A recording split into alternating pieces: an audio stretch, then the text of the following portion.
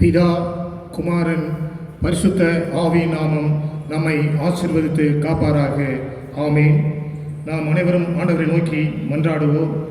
திரியேக பராபரனாகிய கர்த்தாவே, தேவனுடைய மேய்ச்சலின் ஆடுகளாகிய நாங்கள் உம்மை வணங்கி போற்றி உமது திருவார்த்தையை கேட்டறிந்து கிருபையும் ஆசீர்வாதத்தையும் பெறும்படி இங்கே கூடியிருக்கிறோம். கர்த்தாவே, நாங்கள் உமது திருவார்த்தையை அவளோடு கேட்டு அதன் வழியாக ஆத்தும பலம் பெற்று எங்கள் வாழ்க்கையை உமது நாமம் மகிமைப்படும்படி நடத்த பரிசுத்த ஆவியானவரை கொண்டு எங்களுக்கு துணை செய்தல் வேண்டும் என்று எங்கள் மீட்பரும் இரட்சகருமாகிய இயேசு கிறிஸ்துவின் வழியாய் வேண்டிக் கொள்கின்றோம் எங்கள் ஜீவனுள்ள நல்ல பிதாவே. ஆமென். ஆராதனைக்கு ஆர்வமாகவும் கர்த்தரின் திருப்பெயருக்கு மகிமை உண்டாகவும் 132 ஞானப்பாட்டின் முதல் 3 கவிகளை பாடுவோம். ஞானப்பாட்டு எண் 132 முதல் 3 கவிகள். தேவரீரை நான் துதித்து தோத்தரிக்கிறதற்கே உமது ஆவியை அளித்து பலந்தாரும் கர்த்தரே.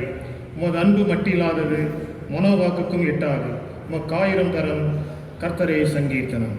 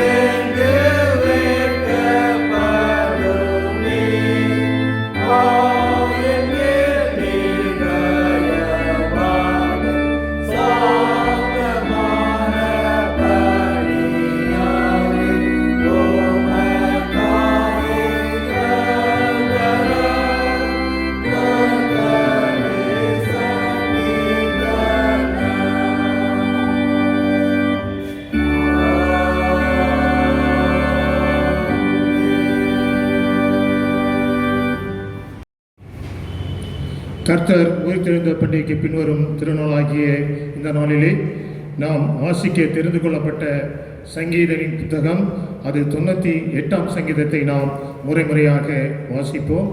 பரிசுத்த ஞான சங்கீதங்களின் புத்தகம் 98ஆம் சங்கீதத்தை நாம் முறையாக வாசிப்போம். கர்த்தருக்கு புதுப்பாட்டை பாடுங்கள், அவர் அதிசயங்களை செய்திருக்கிறார். அவருடைய வலது கரமும் அவருடைய பரிசுத்த புயமும் இரட்சிப்பை உண்டாக்கினது.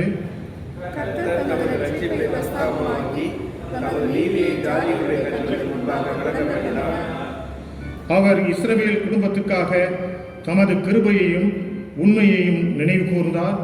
பூமியின் எல்லைகளெல்லாம் நமது தேவனுடைய இரட்சிப்பை கண்டது.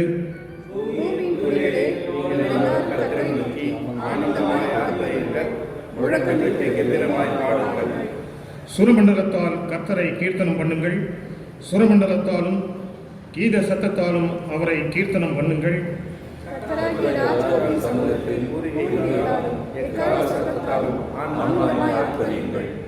சமுத்திரமும் அதன் நிறைவும் பூச்சக்கரமும் அதன் குடிகளும் முழங்குவதாக.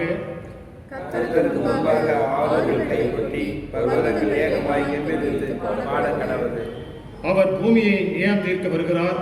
பூலோகத்தை நீதியோடும் ஜனங்களை நிதானத்தோடும் நியாயம் தீர்ப்பார். பிதாவுக்கும் குமாரனுக்கும் பரிசுத்த ஆவியானவருக்கும் மகிமை உண்டாவதாக. ஆதியிலும் இப்போதும் எப்போதுமான சதா காலங்களிலும் இருக்கிறபடியே ஆமென். கர்த்தரின் திருப்பெயருக்கு மகிமை உண்டாக. ஜெபமாலையில் 13ஆம் கீர்த்தனையை பாடுவோம். கீர்த்தனை எண் 13. அல்லேலூயா, கர்த்தரை ஏகமாய் துதியுங்கள், அவன் நடத்தும் செயல்களெல்லாம் பார்த்தோரை துதியுங்கள், வல்லமையாய் கிரியை செய்யும் வல்லோரை துதியுங்கள், எல்லோரையும் ஏற்றுக்கொள்ளும் இயேசுவை துதியுங்கள்.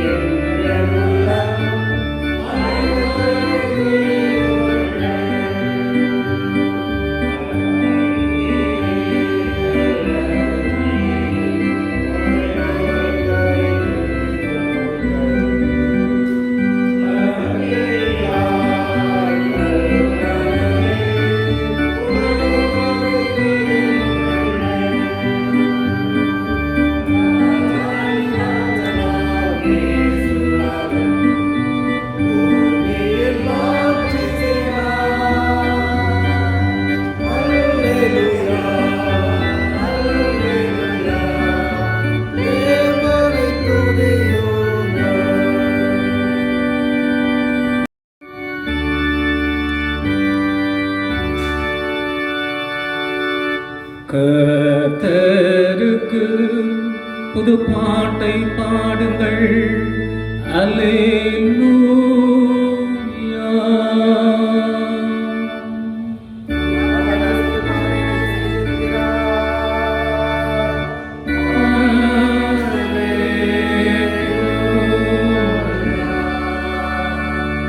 கர்த்தர் தமது வெற்றியை பகிரங்கப்படுத்தினார்.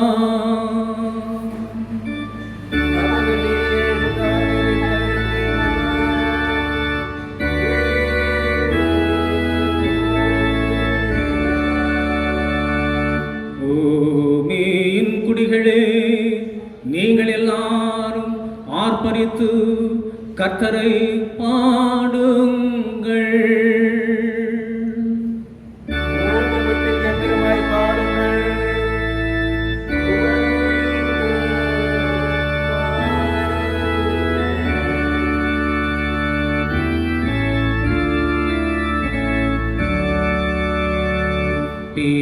பிதாவுக்கும் குமாரனுக்கும் பரிசுத்த ஆவியானவருக்கும் மகிமை உண்டாவதாக.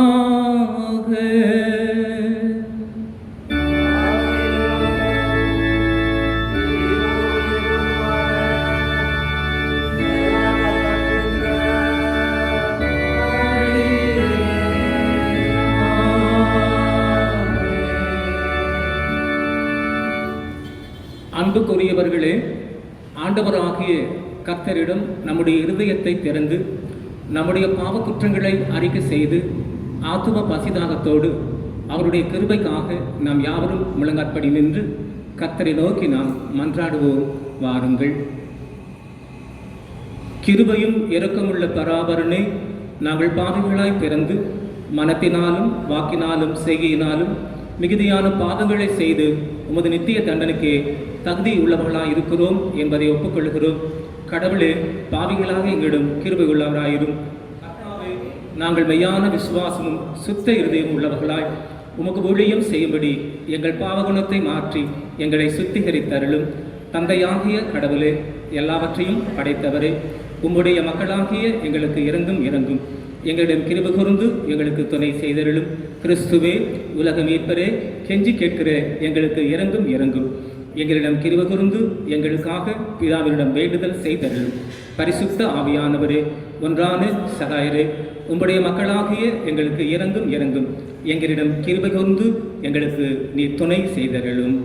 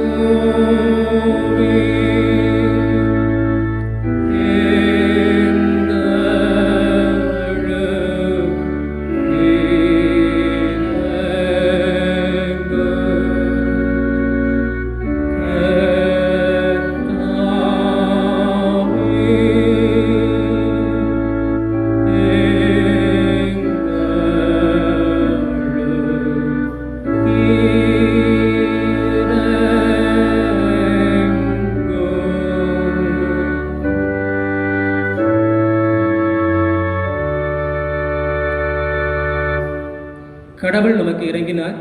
அவர் தம்முடைய ஒரே பேரான குமாரரிடம் விசுவாசம் கொள்ளுகிற எவரும் கெட்டழிந்து போகாமல் நித்திய வாழ்வை பெறும்படிக்கு அவரை தந்தளினார். இந்த அளவுக்கு அவர் உலகத்தின் மீது அன்பு கூர்ந்த ஆண்டவராக இருக்கின்றார். அவருடைய திருப்புகழை நாம் யாவரும் எழுந்து நின்று இரண்டாவது ஞானப்பாடல் வாயிலாக அவருடைய திருப்புகழை நாம் ஸ்தோத்தரிப்போம். வாருங்கள்.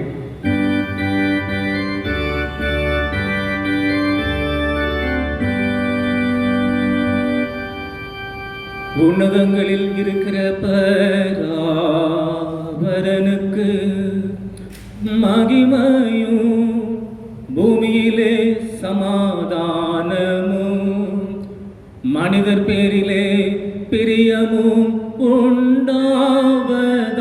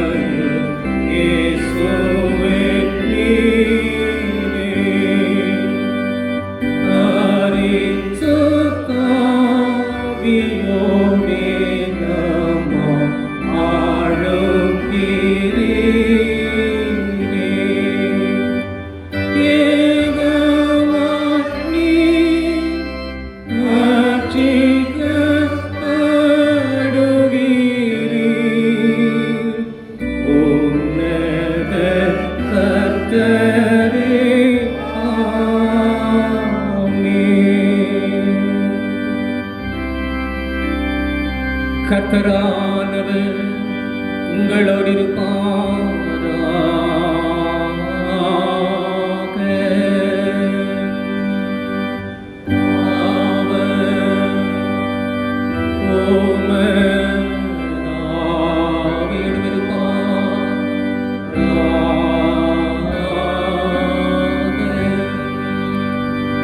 பிரார்த்தனை செய்வோமாக.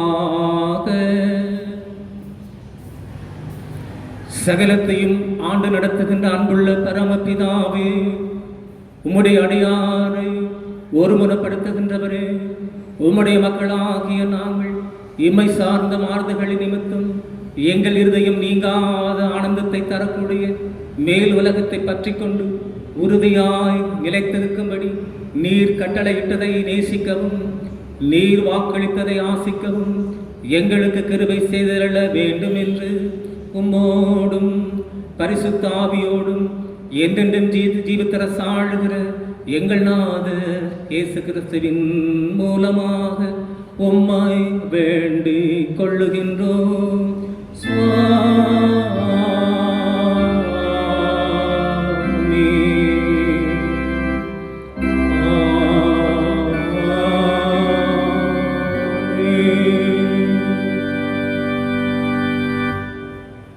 கர்த்தர் உயிர்த்தெழுந்த பண்டிகைக்கு பின்வருகின்ற 4ஆம் ஞாயிறு இந்த நாளுக்காக கொடுக்கப்பட்ட பழைய ஏற்பாட்டின் பகுதி. அது ஏசாயா தீர்க்கதரிசியின் புத்தகம் அதிகாரம் 12 வசனங்கள் 1 முதல் 6 முடிய உள்ள திருவார்த்தை. இதை வாசிக்க நாம் கவனமாய் கேட்போம். ஏசாயா 12ஆம் அதிகாரம் 1 முதல் 6 வசனங்கள். அக்காலத்திலே நீ சொல்வது, கர்த்தாவே, நான் உம்மை துதிப்பேன். நீர் என் மேல் கோபமாய் இருந்தீர், ஆனாலும் உம்முடைய கோபம் நீங்கிற்று, நீர் என்னை தேற்றுகிறீர். இதோ தேவனே என் ரட்சிப்பு, நான் பயப்படாமல் நம்பிக்கையாய் இருப்பேன். கர்த்தராகிய யெகோவா என் பலனும் என் கீதமுமானவர், அவரே எனக்கு ரட்சிப்புமானவர். நீங்கள் ரட்சிப்பின் ஊற்றுகளிலிருந்து மகிழ்ச்சியோடு தண்ணீர் மூண்டு கொள்வீர்கள். அக்காலத்தில் நீங்கள் சொல்வது, கர்த்தரை துதியுங்கள், அவர் நாமத்தை தொழுது கொள்ளுங்கள், அவருடைய செய்கைகளை ஜனங்களுக்குள்ளே அறிவியுங்கள், அவருடைய நாமம் உயர்ந்ததென்று பிரஸ்தாபம் பண்ணுங்கள், கர்த்தரை கீர்த்தனம் பண்ணுங்கள், அவர் மகத்துவமான கிரியைகளை செய்தார், இது பூமி எங்கும் அறியப்பட கடவது என்பீர்கள். சீயோனில் வாசமாய் இருக்கிறவளே, நீ சத்தமிட்டு கெம்பீரு, இஸ்ரவேலின் பரிசுத்தர் உன் நடுவில் பெரியவராய் இருக்கிறார் என்பதே. பழைய ஏற்பாட்டின் பகுதியானது வாசித்து முடிந்தாயிற்று. இருந்தவரும் இருக்கின்றவரும் வரப்போகின்றவரும் ஆகிய நம்முடைய கடவுள் பரிசுத்தர், பரிசுத்தர், பரிசுத்தர். நம் அனைவரும் சேர்ந்து சொல்லுவோம். மகிமையுள்ள கடவுளே நீர் பரிசுத்தர், வல்லமையுள்ள கடவுளே நீர் பரிசுத்தர், என்றென்றும் உள்ள கடவுளே நீர் பரிசுத்தர். ஆமேன். இன்றைய நாளுக்காக கொடுக்கப்பட்ட நிருப வாக்கியத்தையும் நாம் வாசிக்க இதையும் நாம் கவனமாக கேட்போம். அப்போஸ்தலனாகிய பவுல் யாக்கோபுக்கு எழுதின நிருபம் 1ஆவது அதிகாரம் வசனங்கள் 17 முதல் 21 முடிய. யாக்கோபு எழுதின பொதுவான நிருபம் 1ஆவது அதிகாரம் வசனங்கள் 17 முதல் 21 முடிய. யாக்கோபு 1ஆம் அதிகாரம் வசனங்கள் 17 முதல் 21 முடிய. நன்மையான எந்த ஈவும் பூரணமான எந்த வரமும் பரத்திலிருந்து உண்டாகி சோதுவரின் பிதாவிடத்திலிருந்து இறங்கி வருகிறது. அவரிடத்தில் யாதொரு மாறுதலும் யாதொரு வேற்றுமையின் நிழலும் இல்லை. அவர் சித்தம் கொண்டு தம்முடைய சிருஷ்டிகளில் நாம் முதற் பலனாவதற்கு நம்மை சத்திய வசனத்தினாலே ஜெனிப்பித்தார். ஆகையால் என் பிரியமான சகோதரரே, யாவரும் கேட்கிறதற்கு தீவிரமாயும் பேசுகிறதற்கு பொறுமையாயும் கோபிக்கிறதற்கு தாமதமாயும் இருக்க கடவர்கள். மனுஷனுடைய கோபம் தேவனுடைய நீதியை நடப்பிக்க மாட்டாதே. ஆகையால் நீங்கள் எல்லாவித அழுக்கையும் கொடிய துர்க்குணத்தையும் ஒழித்துவிட்டு உங்கள் உள்ளத்தில் நாட்டப்பட்டதாயும் உங்கள் ஆத்துமாக்கள் ரட்சிக்க வல்லமையுள்ளதாயுமாய் இருக்கிற வசனத்தை சாந்தனமாய் ஏற்றுக்கொள்ளுங்கள் என்பதுவே. வாசிக்க தெரிந்து கொண்டு நிறுவ பகுதியும் வாசித்து முடிந்தாயிற்று. கடவுள் தாமே இந்த வார்த்தைகளை நம்முடைய இருதயங்களில் என்றென்றும் நிலைத்திருக்க செய்வாராக. ஆமேன்.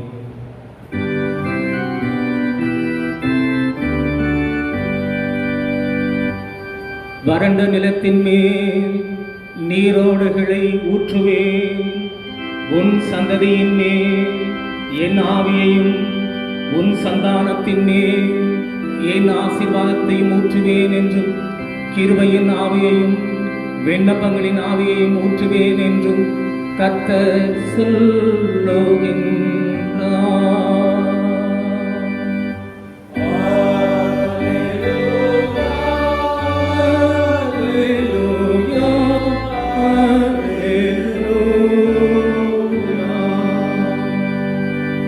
இத்திருநாளுக்காக வாசிக்க தெரிந்து கொண்ட நற்செய்தி வாக்கியம் அது தூய யோவான் என்பவர் எழுதின நற்செய்தி நூலிலிருந்து அதிகாரம் 16 வசனங்கள் 5 முதல் 15 முடிய. தூய யோவான் என்பவர் எழுதின நற்செய்தி நூல் 16வது அதிகாரம் வசனங்கள் 5 துவக்கம் 15 முடிய. இயேசு தம்முடைய சீடருக்கு சொன்னதாவது, என்னை அனுப்பினவரிடம் போகிறேன், எங்கே போகிறேன் என்று உங்களில் ஒருவனும் என்னை கேட்கவில்லை. நான் இவர்களை உங்களுக்கு சொன்னதினால் உங்கள் இருதயம் துக்கம் நிறைந்திருக்கிறது.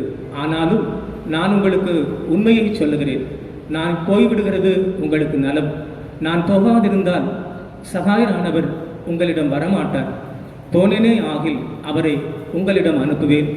அவர் வந்து பாவத்தை குறித்தும் நீதியை குறித்தும் நியாய தீர்ப்பை குறித்தும் உலகத்தை கண்டித்து உணர்த்துவார். அவர்கள் என்னில் விசுவாசம் வைக்காதபடியால் பாவத்தை குறித்தும் நீங்கள் இனி என்னை காணாதபடி நான் என் பிதாவினிடம் போகிறபடியால் நீதியை குறித்தும் இந்த உலகத்தின் அதிபதி நியாயம் தீர்க்கப்பட்டபடியால் நியாய தீர்ப்பை குறித்தும் கண்டித்து உணர்த்துவார்.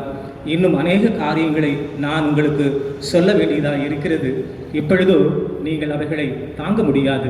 சத்திய ஆவியாகிய அவர் வரும்போது சகல சத்தியத்திற்குள்ளும் உங்களை நடத்துவார். அவர் சுயமாய் பேசாமல் தாம் கேட்கிற யாவற்றையும் சொல்லி வரப்போகிறவர்களை உங்களுக்கு அறிவிப்பார். அவர் என்னுடையதில் எடுத்து உங்களுக்கு அறிவிப்பார். ஆதலால் என்னை மகிமைப்படுத்துவார். பிதாவினுடையவைகள் யாவும் என்னுடையவைகள், அதனாலே தான் அவர் என்னுடையதில் எடுத்து உங்களுக்கு அறிவிப்பார் என்றேன் என்பது.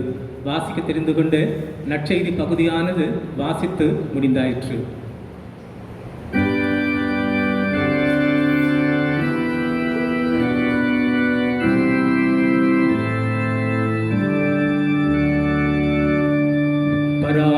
பராபரனுடைய நல்ல வார்த்தைக்காக அவருக்கு ஸ்தோத்திரம்.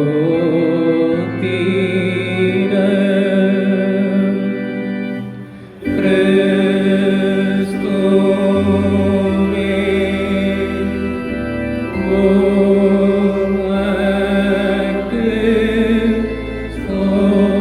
உமக்கு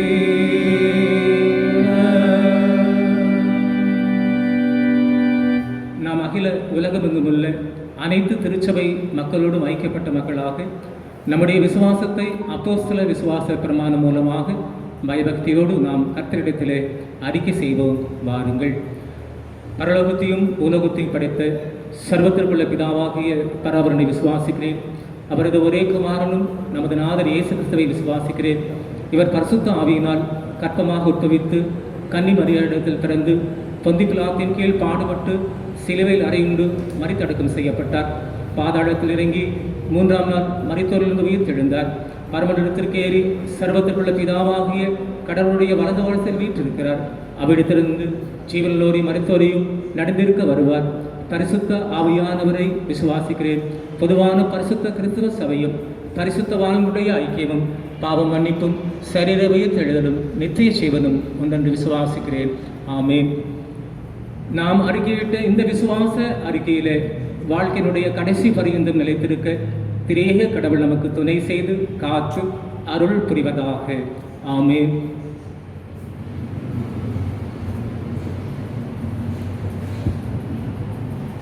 கர்த்தரின் திருப்பெயருக்கு மகிமை உண்டாக. 264ஆம் ஞானப்பாட்டின் முதல் 3 கவிகளை பாடுவோம். ஞானப்பாட்டு எண் 264 முதல் 3 கவிகள். கர்த்தாவை நம்புவாரை ஓர்காலும் கைவிடார், பொல்லாரின் சீர்மாரை வீணாக்கி போடுவார். சன்மார்க்கரை பலத்த கையால் தயாபரர், ரட்சித்து தாட்சியற்ற அன்பாய் விசாரிப்பார்.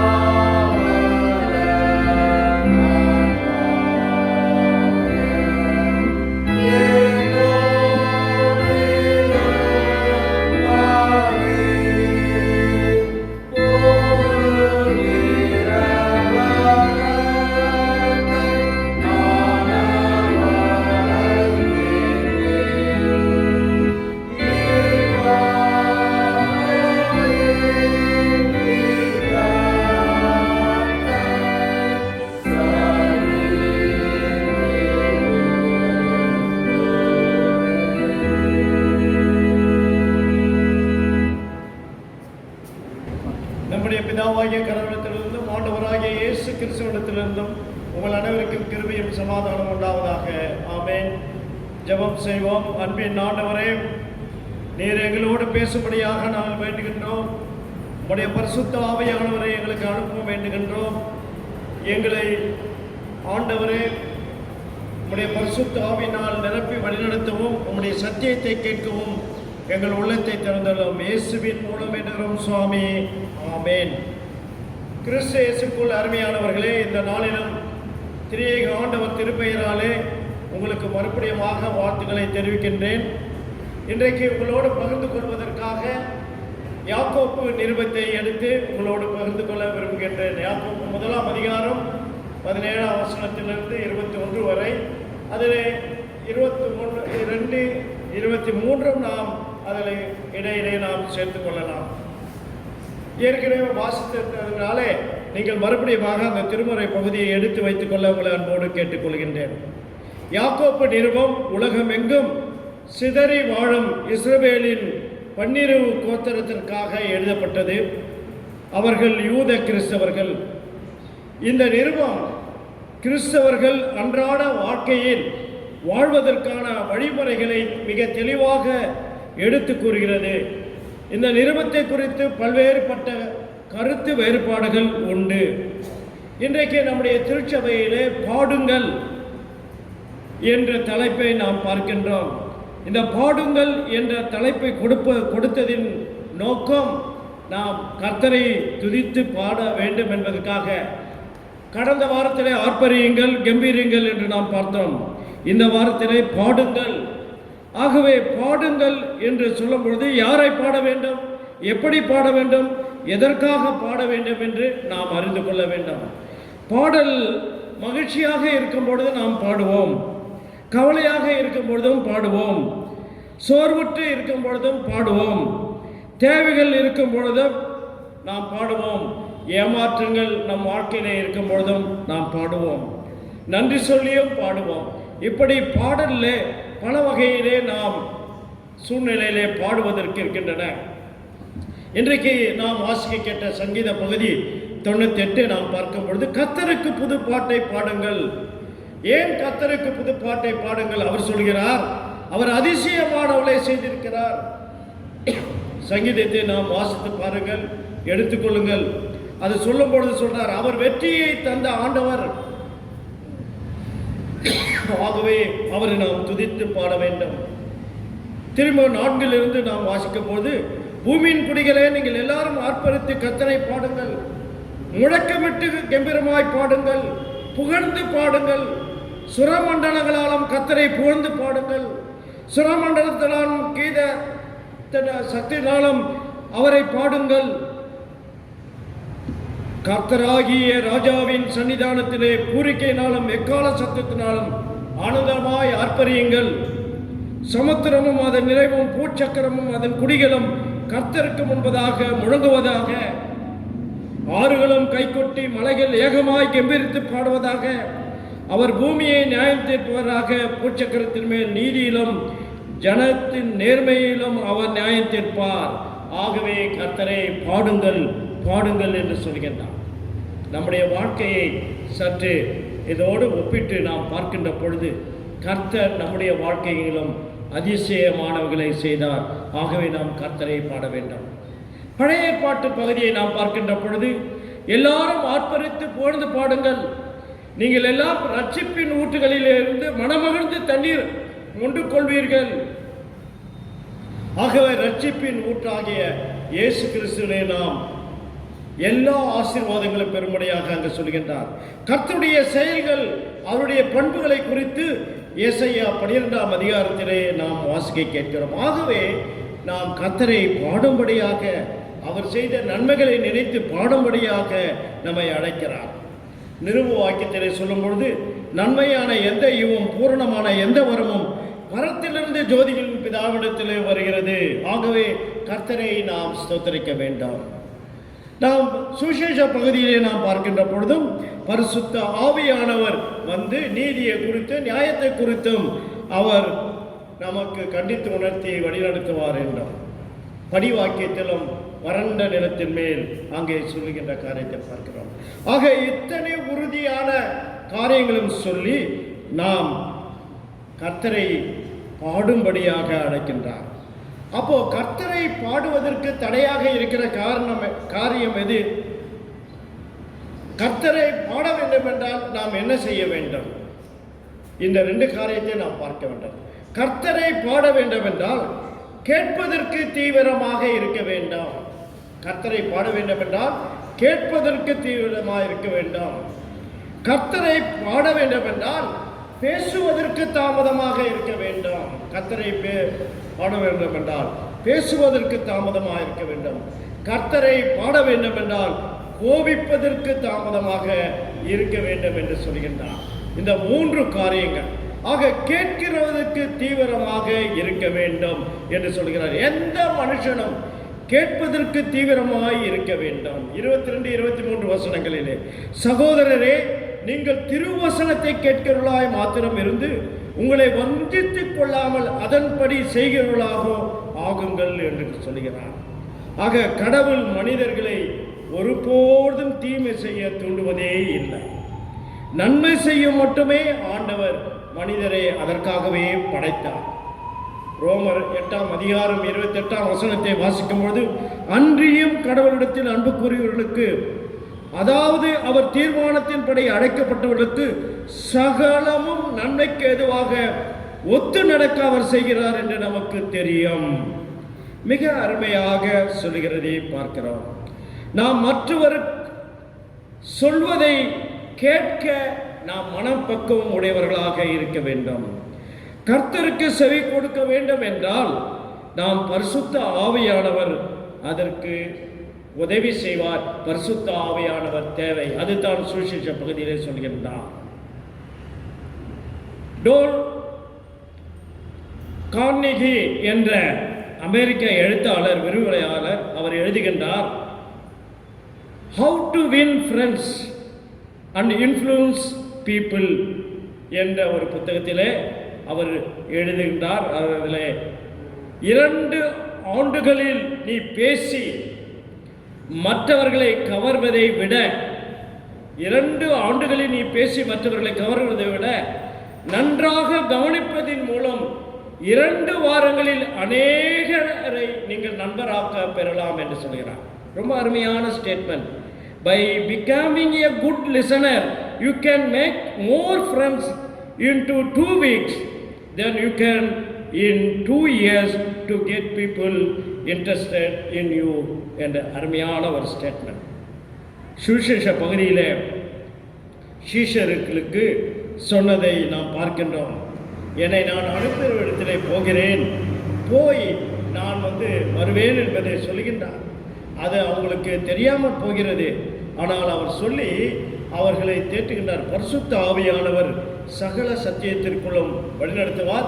அந்த சத்தியத்திற்கு கவனிக்கும்படியாக, செவி கொடுக்கும்படியாக கேட்கின்றார். இன்றைக்கு கடவுள் சொல்வதை கேட்பதற்கு நாம் தீவிரமாக இருக்க வேண்டும். பிறர் சொல்வதை கேட்க வேண்டும் தான், வேண்டாம் என்று சொல்லவில்லை. ஆனால் பிறர் சொல்வதை கேட்கும் பொழுது எப்பொழுதும் தானே பேசிக்கொண்டு இருக்க வேண்டும் என்று நீங்கள் நினைக்கக்கூடாது. அப்படி பிறர் சொல்வதை கேட்குவதற்கு மனதற்று தானே பேசிக்கொண்டு இருக்கிற மனிதன் யார் என்று சொன்னால் அவன் பெருமை பிடித்தவன், மற்றவர்களை கருத்துக்கு மதிப்பு கொடுக்காதவன் என்று சொல்கின்றான். ஆக மற்றவர்களுக்கு கருத்துக்கு நாம் செவிசாய்க்க வேண்டும் என்றால் அவர்கள் சொல்வதை நாம் கேட்க வேண்டும். கேட்பதற்கு நாம் தீவிரமாகவும் பொறுமையாகவும் கேட்க வேண்டும்.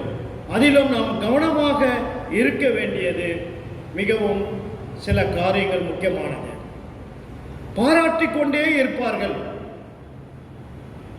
ஒரு பார்வை இருக்கட்டும் அவர்கள் மீது.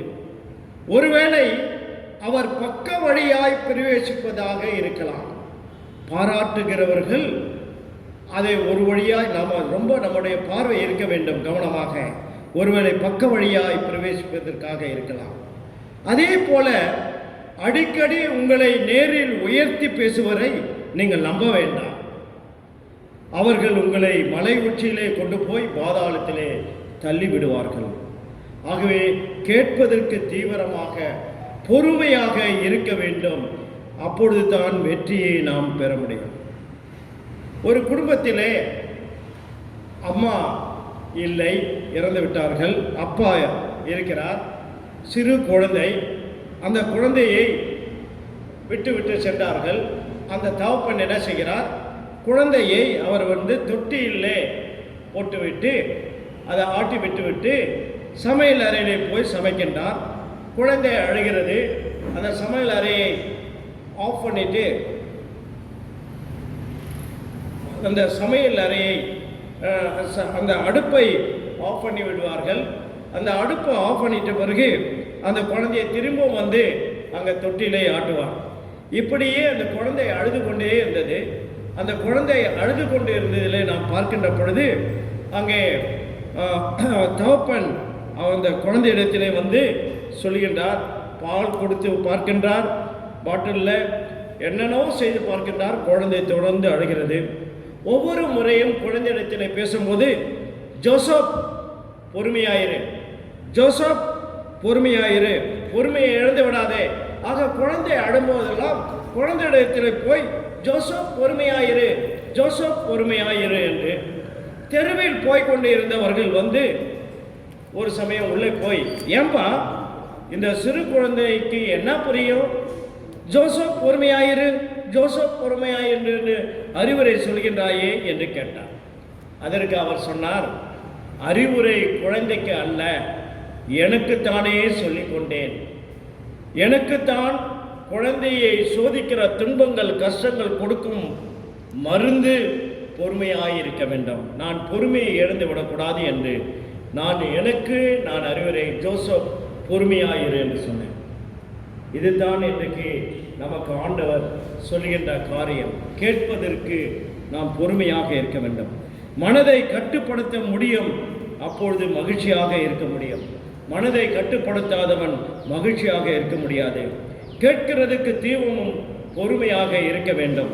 அப்பொழுது தான் நம் உள்ளத்தில் கடவுள் வாழ்கின்ற பொழுது நாம் அவரை துதித்து பாட வேண்டும், அவரை பாட முடியும். நாகமானுடைய வாழ்க்கையிலே அந்த அடிமை பெண் சொன்னதை கேட்டார். அதே போல மறுபடியுமாக அந்த இடத்திற்கு தீர்க்கதரிசி இடத்தில் செல்லும் பொழுது அங்கே முரண்பாடு இருந்தது. ஆனால் மறுபடியும் ஒருவன் சொல்கின்றார், அதையும் கேட்டு செய்கின்ற பொழுது அவன் சுகமாகிறதை பார்க்கிறோம். ஆக கேட்பதற்கு நாம் தீவிரமாக இருக்க வேண்டும். கேட்கிறது நாம் மிக மிக முக்கியம். கணவருக்கு திருமணத்திலும் அங்கே மரியாள் அம்மா அங்கே அவர் என்ன சொல்கின்றாரோ அவர்கள் செய்யுங்கள். ஆக கேட்கிறதற்கு நாம் தீவிரமாக இருந்து அதன்படி வாழ என்று நமக்கு அழைக்கின்றார். இரண்டாவதாக, பேசுவதற்கு தாமதமாக இருக்க வேண்டும். பேசுவதற்கு தாமதம் என்று சொல்கிறார். இந்த நாம பார்க்கின்ற பொழுது தேவைப்படும் பொழுது மட்டும்தான் நாம் பேச வேண்டும். இதற்கு நாவு அடக்கம் மிகவும் முக்கியம். இந்த நாவு அடக்கம் மிகவும் முக்கியம். இந்த நாக்கு வந்து வெளியே வரக்கூடாது பாருங்க. அதுக்காகத்தான் இந்த நாளை சொல்கின்றார், வார்த்தைகளை அளந்து பேசுகிறவனுக்கு பரலோக விசாரணை குறைவு என்கிறார். ஒரு பக்தன் சொல்லும்போது என்ன சொல்றாரு, யாரெல்லாம் வார்த்தையை அளந்து பேசுகிறானோ அவர்களுக்கு பரலோக விசாரணை குறைவு. நீ வெற்றி பெற வேண்டும் என்றால் எதிராளியை அதிக பேசிவிடு. நீ வெற்றி பெற வேண்டும் என்றால் எதிராளியை அதிக பேசிவிடு, நீ ஜெயிக்கும் வழியை தெரிந்து கொண்டாய் என்பதாகும். ஆகவே நாம் பேசுவதற்கு தாமதமாக இருக்க வேண்டும். நாம் எப்படி பேச வேண்டும் என்பதையும் சொல்கிறார். வீண் வார்த்தைகளை நாம் பேசக்கூடாது. ஒரு பாரசீக பழமொழி உண்டு, எல்லா மனிதர்களிடத்திலும் ஒரு பலவீனம் உண்டு. ஒன்று பேச வேண்டிய சமயத்தில் பேசாமல் இருப்பது, மற்றொன்று மௌனமாய் இருக்க வேண்டிய சமயத்தில் பேசுவது. பேசுவதற்கு முன் நம்மை நாமே 3 காரியங்கள் சிந்திக்க வேண்டும். நான் சொல்ல போவது உண்மைதானா? அது அன்பானது தானா? அது அவசியமானது தானா? அது உண்மையாகவும் அன்பாகவும் அவசியமாகவும் இருக்கும் பட்சத்தில் அதை பற்றி பேசுவோம். இல்லாவிட்டால் பேசாமல் அமைதியாக இருப்போம். அப்பொழுது தான் நம் உள்ளத்தில் கர்த்தரை பாடுவதற்கு அங்கே எழுச்சி வரும். பேசுவதை விட காதுகள் எப்பொழுதும் திறந்திருக்க வேண்டும். காரணம், நன்றாக கவனித்து கேட்டு செயல்பட வேண்டும். நாக்குக்கு அதிகமாக கட்டுப்பாடு உண்டு. வாய் இருக்கிறது, 2 உதடுகள், உள்ளே பற்கள் இருக்கின்றன. இத்தனை பாதுகாப்பும் ஒரே ஒரு சின்ன நாக்குக்கு மட்டும் இருக்கிறது என்றால் அவ்வளவு பாதுகாப்பு இருக்கிறது. ஆகவே நாம் பேசுவதற்கு நாம் தாமதமாக இருக்க வேண்டும், கவனமாக இருக்க வேண்டும் என்று சொல்கிறார். தன்னை பற்றி மேன்மையாக நினைப்பது, நான் மட்டும்தான் சிறந்தவன், அறிவாளி, திறமை மிக்கவன் என்று சொல்லி மற்றவர்களை தூஷணமாக பேசும் பொழுது கடவுள் அவர்களை கண்ணோக்கி பார்க்கிறார். அநேகர் இன்றும் அப்படி இருக்கிறார்கள். அதிகமான பேர் என்ன சொல்லப்போனால் இன்னும் பிரசங்கம் செய்கிற பொழுதும் அநேகர் அதிகமாக காரியங்கள் பேசுவதை, அதில் வார்த்தைகளை, வீண் வார்த்தைகளை பேசுவதை நாம் பார்க்கின்றோம். ஆக வீண் வார்த்தைகள் பேசுகின்ற பொழுது அது மனதை பாதிக்கக்கூடியதாக இருக்கிறது. அது ஆவிக்குரிய வளர்ச்சிக்கு அது தடையாகவும் இருக்கிறது. ஆகவே பேசும் பொழுது நாம் கவனமாக பேச வேண்டும். அதுதான் தாமதமாக பேச வேண்டும். பேசுவதற்கு தாமதமாக பேச வேண்டும். மற்றவர்களை குற்றம் சொல்லி பேசுவதன் மூலம் மகிழ்ச்சி அடைவது ஏராளமான பேர். அதனாலே பிரயோஜனம் ஒன்றுமே இல்லை. நீதிமொழிகள் 13:3 தன் வாய்க்கு காவல் வைப்பவர் உயிரை காப்பான். தன் வாய்க்கு காவல் வைப்பவன் உயிரை காப்பான். தன் உதடுகளை விரிவாய் திறப்பவன் பாழாவான் என்று சொல்கிறார்.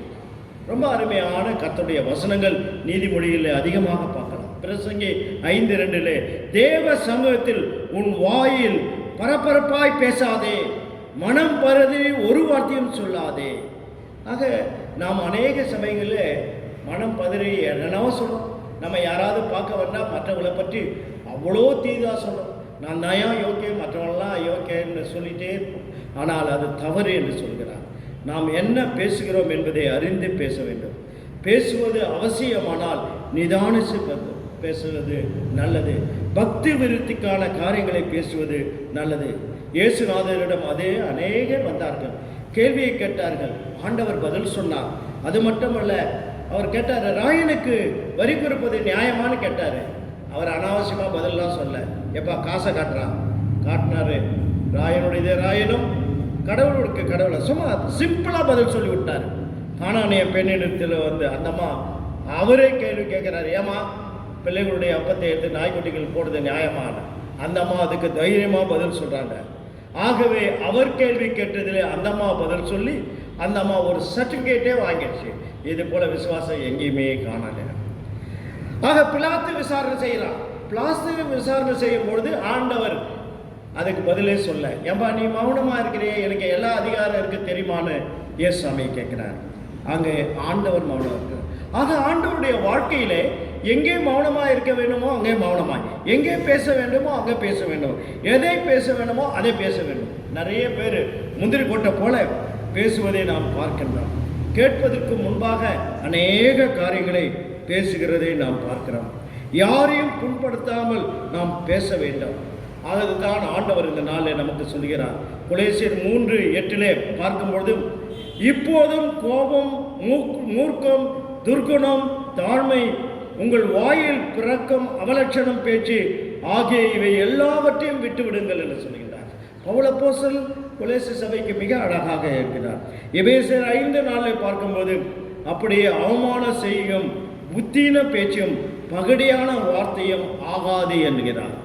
ஆக நமக்கு முதன்மையாக வெற்றியை பெற வேண்டும் என்றால் நாம் மனதை அடக்க வேண்டும். இந்த வீண் பேச்சுக்கு பேசுவதற்கு மனதை அடக்க வேண்டும். மனதை அடக்கினால் ஆளுகின்றவன் அவன் வெற்றியை பெறுவான். பிளாட்டோ சொல்லும் பொழுது சொல்றாரு, the first and best victory is to control ourselves என்று சொல்றான். ஆக முதன்மையான வெற்றியை பெற வேண்டும் என்றால் நாம் மனதை நாம் கட்டுப்படுத்த வேண்டும். மனதை கட்டுப்படுத்துகிறவன் வெற்றியை பெற முடியும். அழகாக சொல்றார், மனதை நாம் கட்டுப்படுத்த வேண்டும். அப்போதான் அந்த கோபம் வராது. பேசுவதற்கு நாம் தாமதமாகும். Rule your mind, otherwise it will rule you என்று சொல்றார். நாம் மனதை ஆட்சி செய்ய வேண்டும், அல்லது அது உன்னை ஆட்சி செய்யும். ஆக நாம் வெற்றி பெற்று கற்றவர்களை துதிக்கின்றவர்களாக இருக்க வேண்டும். நீதிமொழிகள் 10:19 சொல்லும்போது, சொல் மிகுதியால் பாவம் இல்லாமல் போகாது, தன் உதடுகளை அடுக்கிறவன் புத்திமான், நீதிமான் நாவு அது சுத்த வெள்ளி என்கிறார். ஆக நமக்கு ஆண்டவர் என்னாலே பேசுவதற்கு அவர் மிகவும் தாமதமாக இருக்க வேண்டும். புத்தருடைய வாழ்க்கையில் ஒரு நடந்தது. அவர் போயிட்டு இருந்த பொழுது அங்கே சீஷர்களுக்கு அங்கே நின்று எல்லாத்தையும் சொல்லிட்டு இருந்தார். அப்போ ஒருத்தர் அவரை பார்த்து காரி எச்சி துப்பின உடனே அவர் மேலே பட்டது. அவர் ஒன்றும் சொல்ல உடனே எல்லாரும் அவரை அடிப்பதற்காக அவர் பிடிச்சாங்க. அப்போ புத்தர் சொன்னார், ஏன்பா அவர் ஏதோ என்கிட்ட சொல்ல வந்தார், சொல்லி விட்டுட்டு போயிட்டாரு, விட்டுடுங்கப்பான்ட்டார். அடுத்த நாள் திரும்பவும் ஒரு கொஞ்ச நாள் கழிச்சு வரார். அவர் வந்த உடனே அங்கே திரும்பவும் வரும்பொழுது வருவதற்கு முன்பதாக எல்லாம் தடுத்தாங்க.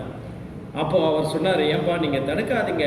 புத்தர் சொன்னார், ஏன்பா நீங்கள் தடுக்காதுங்க, அவர் ஏதோ சொல்ல வருகிறார், அதனால நீங்கள் தடை செய்யாதீங்கன்னு. அவர் நேராக வந்தார், புத்தருடைய காலில் விழுந்து, மன்னிச்சிங்க, நான் உன்னை எச்சரித்துப்பினேன், நீங்கள் ஒன்றுமே பேசவில்லை, ஆகவே என் மீது நீங்கள் கோபப்படாமல் என்னை மன்னித்து விடுங்கள், நான் தவறாக அதிகமாக நான் உங்களை புண்படுத்தி விட்டேன் என்று சொல்லி அங்கே மன்னிப்பு கேட்டாங்க. எதற்கு இதை நாம் சொல்கிறோம் என்றால், நாம் எப்பொழுதுமே நாம் பேசுவதற்கு தாமதமாக இருக்க வேண்டும் என்று சொல்கின்றார். பேசுவதற்கு தாமதமாக இருக்கும் பொழுது அப்போதான் நாம் கர்த்தரை துதிக்க முடியும். மூன்றாவதாக, கோபப்படுவதற்கு தாமதம் வேண்டும். கோபிக்கிறவர்களுக்கு தாமதமாய் இருக்க கடவன், மனுஷ கோபம் தேவ நீதியை நடப்பதில்லை என்று வசனத்தில் வாசித்தோம்.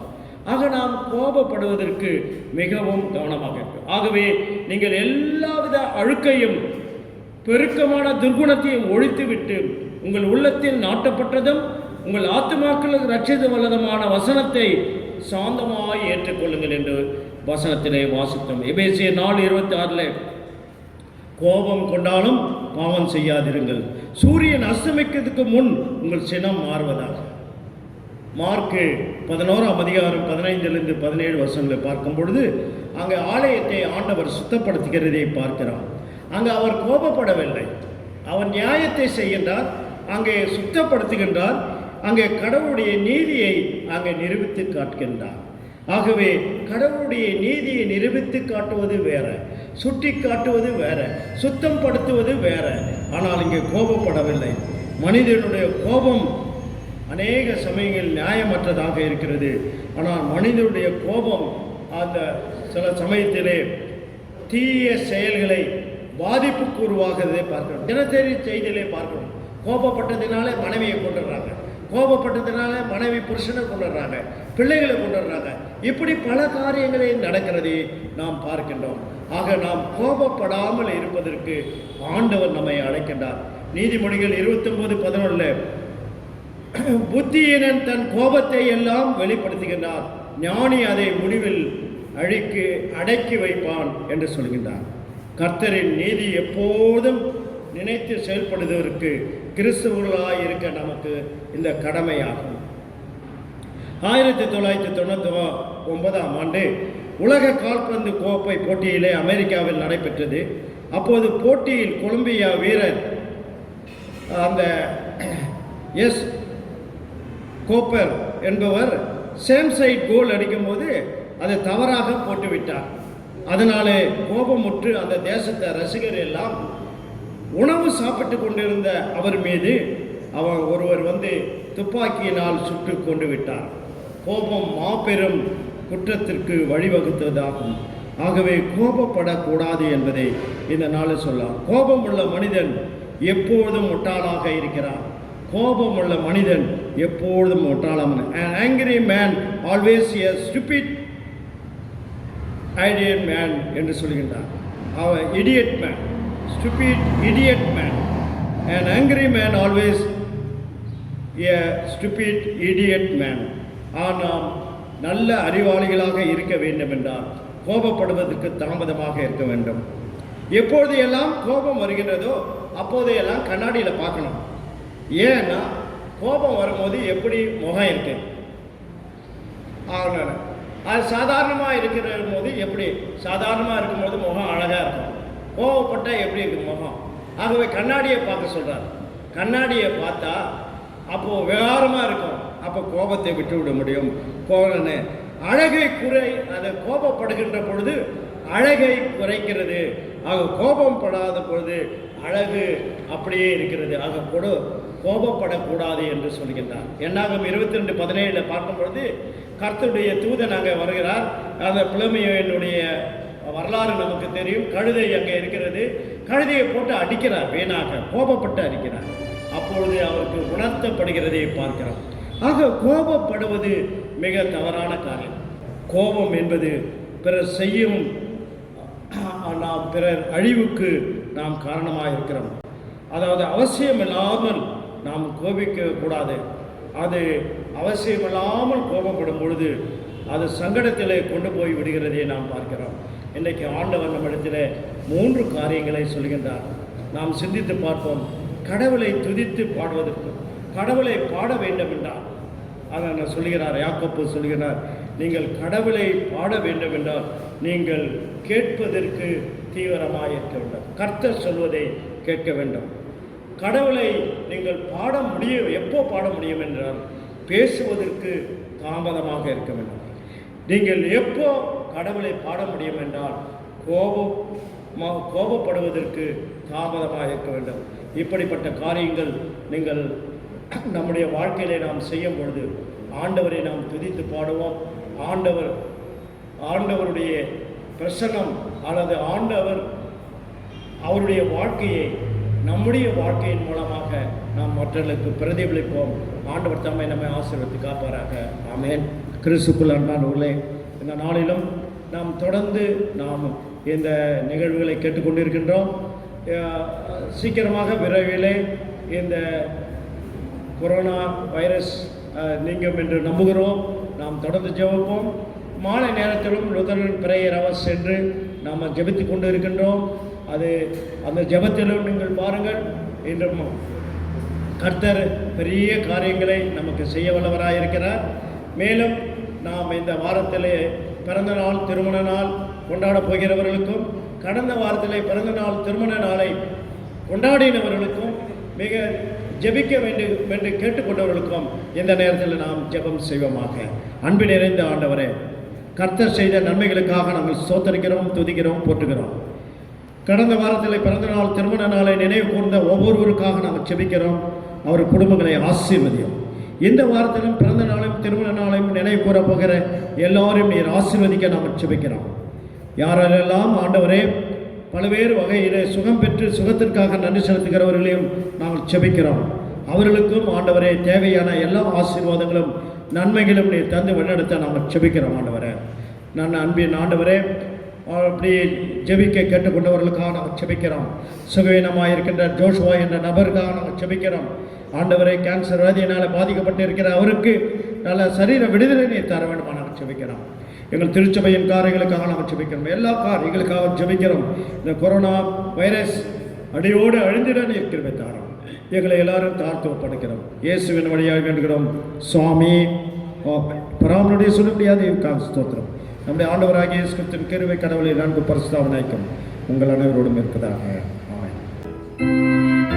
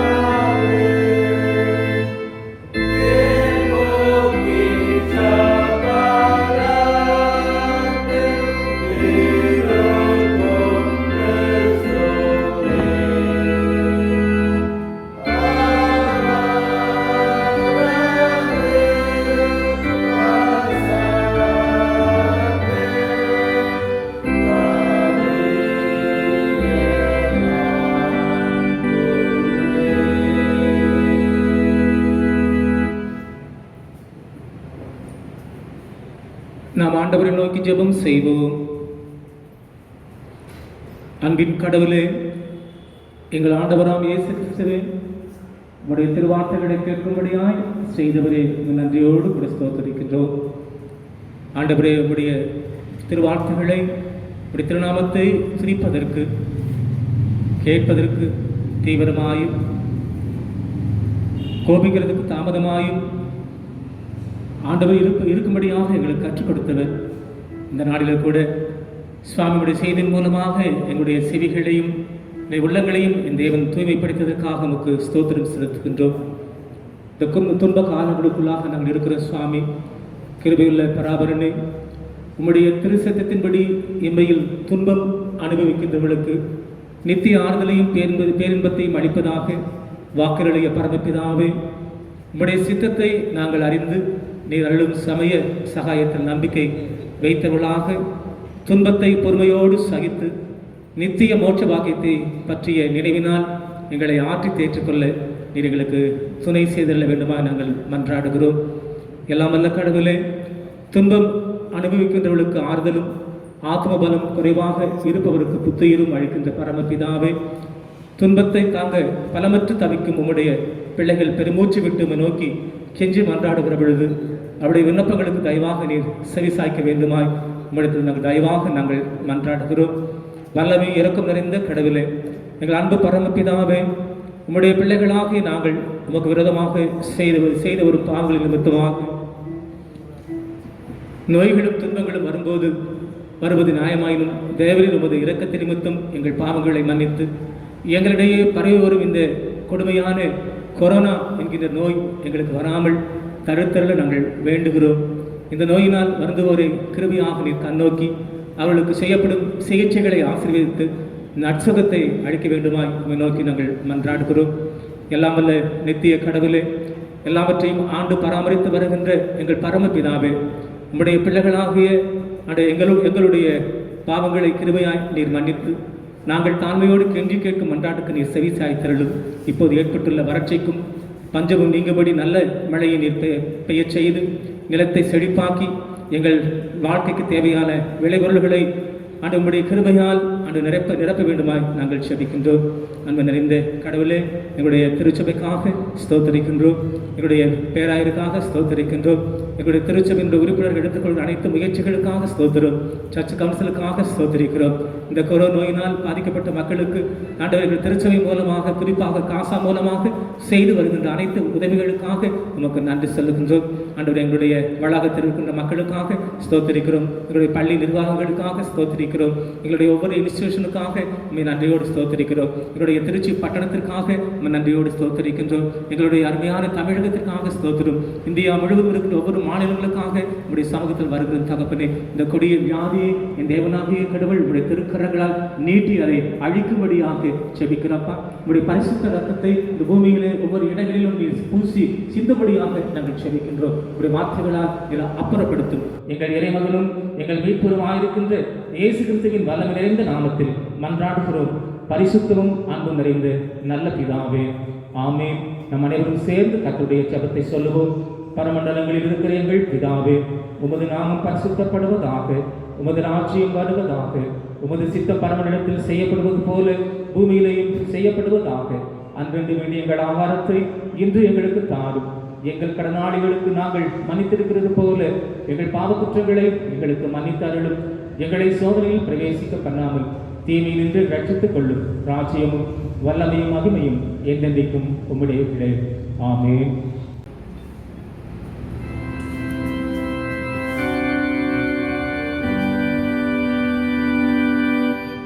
கர்த்தரானவர் உங்களோடு இருப்பார்.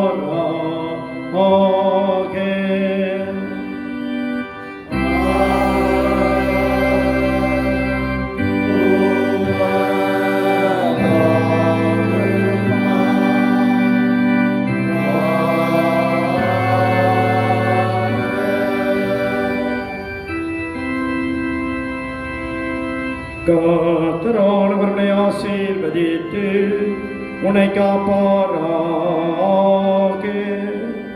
கர்த்தரானவர் தமது திருமுகத்தை உன்மேல் பிரகாசிக்க செய்து உன் பேரில் கிருபை உள்ளவராய் இருப்பாராக. கர்த்தரானவர் தமது திருமுகத்தை உன்மேல் பிரசன்னமாக்கி உனக்கு சமாதானம் தந்தருள்வாராக.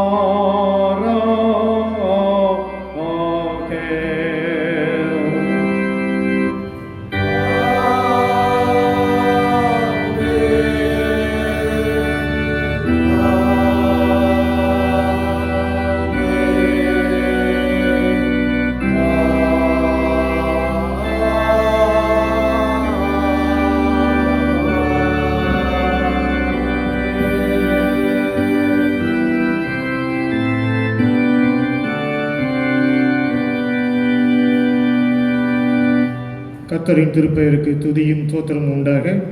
11ஆம் ஞானப்பாட்டை பாடுவோம். ஞானப்பாட்டு எண் 11. கர்த்தரை காப்பாற்றும், ஆசீர்வாதம் தாரும், எங்கள் மேல் உன்முகத்தை வைத்து வீசும் ஒளி.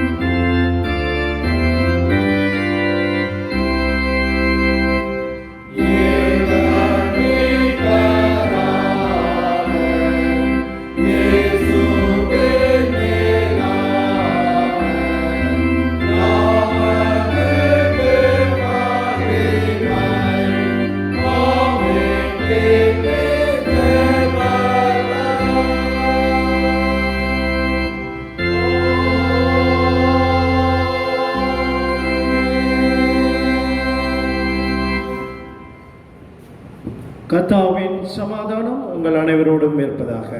ஆமென்.